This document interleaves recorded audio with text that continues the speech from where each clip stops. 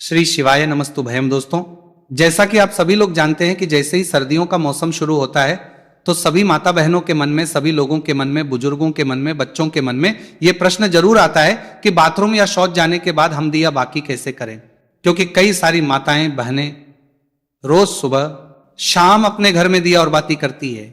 कभी कभार बुजुर्ग भी दिया बाती करते हैं और कभी कभार बच्चे भी करते हैं।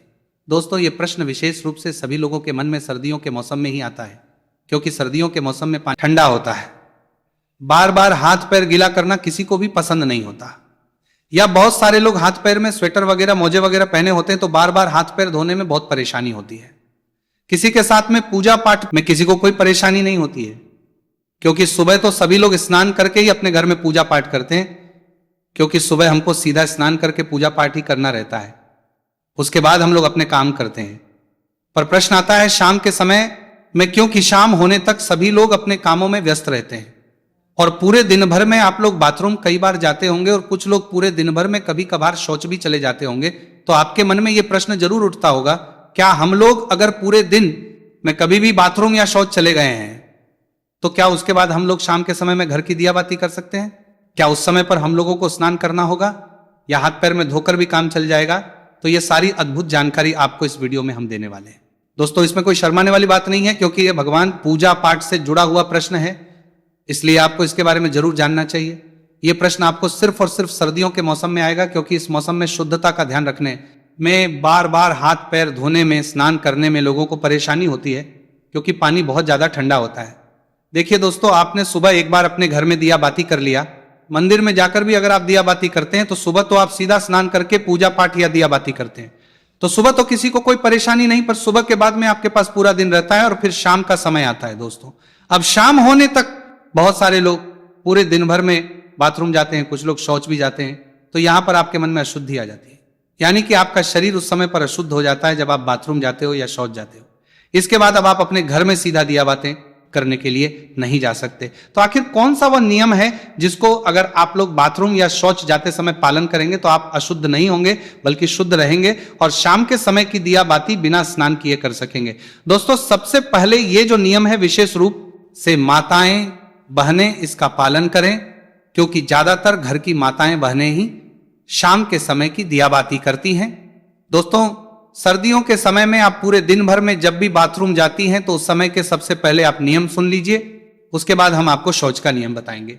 सुबह स्नान करने के बाद, पूजा पाठ करने के बाद आप पूरे दिन भर में जब भी बाथरूम जाती हैं तो आप लोगों को बाथरूम से आने के बाद मात्र ये 3 काम करने हैं। ये 3 काम करने के बाद आप शुद्ध रहेगी और शाम के समय की दिया बाती भी कर सकेंगे।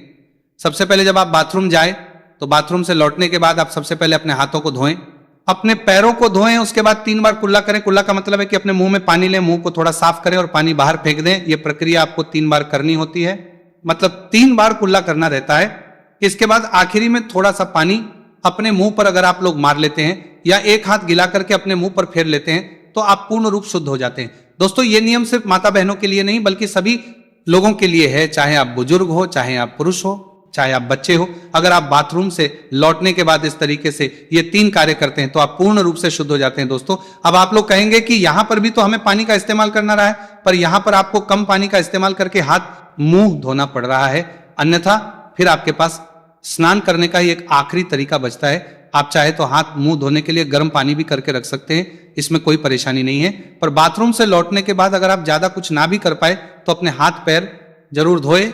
दोस्तों, अब कुछ माताएं बहनें या कुछ लोग ऐसे हैं जो सुबह अपने घर से बाहर ऑफिस ड्यूटी अपने काम पर जाते हैं, तो उनके मन में ये जरूर आएगा कि हम लोग बाहर रहकर इस नियम का पालन कैसे करें।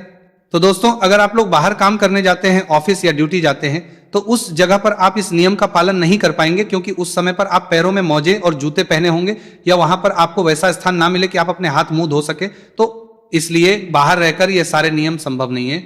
तो जितने भी लोग बाहर रहते हैं, पूरा दिन काम है और शाम को अपने घर पर लौटते हैं, उनके लिए एक अलग नियम है।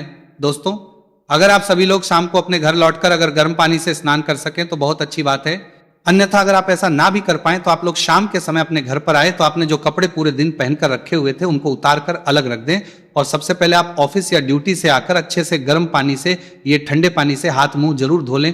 कुल्ला भी जरूर कर लें। उसके बाद आप अच्छे साफ सुथरे कपड़े पहन लें, फिर उसके बाद आप अपने घर की पूजा पाठ करें, कोई दिक्कत परेशान नहीं, और इसमें आप शुद्ध भी रहेंगे। पर दोस्तों, अगर आप पूरे दिन भर घर के बाहर रहते हैं और काम करते हैं तो आपको कोशिश करना है कि आप शाम के समय घर पर जब आए तो स्नान कर लें और फिर साफ कपड़े पहनकर अपने घर की दियाबाती करें।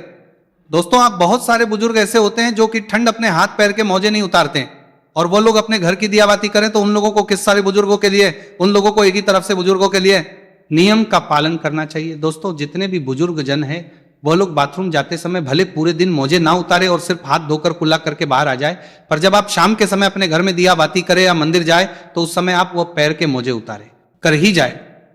और हो सके तो शाम के समय की दियाबाती से पहले आप हाथ पैर जरूर धो लें।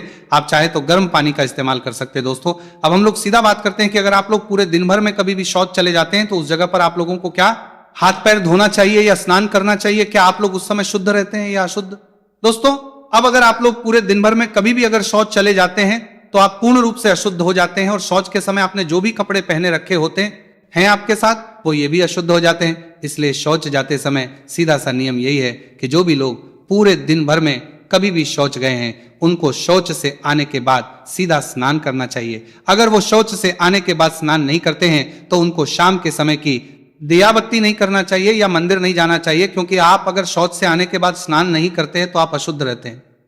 अगर आप शौच से आने के बाद सिर्फ हाथ मुंह धोते हैं तो भी आप शुद्ध नहीं होते हैं, और शौच जाने के बाद भी आप लोग कुछ दिन अपने घर की दियाबाती करते हैं तो इससे भगवान आपसे नाराज होते हैं या मंदिर भी जाते हैं, तो ऐसा भी आपको नहीं करना चाहिए। दोस्तों, ये नियम सभी लोगों के लिए है, इसलिए पूरे दिन तो आपको उसके बाद स्नान ही करना चाहिए, तभी आप शुद्ध होते हैं। अगर आप इतना ना कर पाए सर्दी होने के कारण तो उस दिन आप अपने घर की दियाबाती ना करें या मंदिर ना जाए, उस दिन आप किसी और से अपने घर की दियाबाती करा लें। दोस्तों, यहां पर प्रश्न ये आता है कि सर्दियों के समय ज्यादातर लोग मोटे मोटे कपड़े या स्वेटर वगैरह पहने रहते हैं, तो अगर वो शौच जाते हैं तो इतनी सारी चीजों को धोना संभव नहीं है, तो वो क्या करें?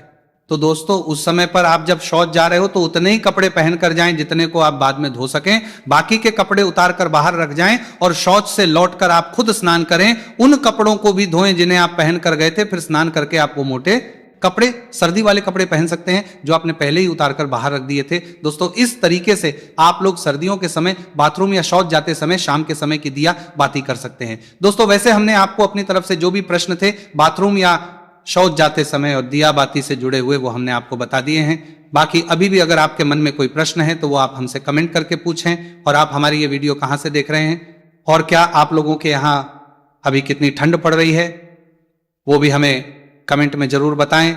श्री शिवाय नमस्तुभ्यम। दोस्तों।